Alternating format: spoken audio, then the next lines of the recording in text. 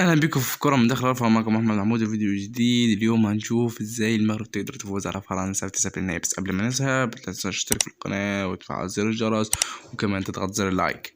واما عن مباراة المغرب والمنتخب الفرنسي، مباراة المغرب والمنتخب الفرنسي، اول شيء نشوف ايه مميزات المنتخب.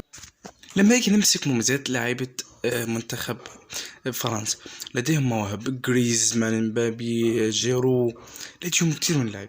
فعشان نقدر نستغل نقدر نحجم السرعات بتاعت اللعبة دي، فأول شيء إن احنا ما نلعبش دفاع منطقة ونخلي ال11 كلهم قدام منطقة. لا، احنا نلعب كونتر اتاك نفس كان بيعمل المنتخب الارجنتيني.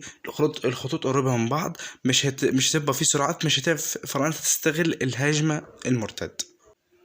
وغير كده احنا عندنا على اليمين سرعات حكيم زياش ولا اروع، وتستغل عندك عرضيات، عندك راس حرب، عندك نصراوي، عندك لعيبه كتيره جدا جدا تستغل العرضيات. فدي من وجهه نظري حتى لازم يستغلها المنتخب المغربي، ولازم يلعب خطوط كلها قريبه من بعض عشان يحجم سرعات المنتخب الفرنسي. واما عن توقعي فانا شايف الماتش ده يخلص 1-0 للمنتخب المغربي بعرضيه او من ضربه جزاء. وبس كده كان توقعي ان المنتخب المغربي هيلعب المنتخب الارجنتيني في النهائي. وبرضه ما تنساش تكتب لي رايك في الكومنتات. وبس كده كان معكم محمد محمود من كرة مداخلة. فضلا تنسوا اللايك والشير والسبسكرايب. انا محكي لكم سلام.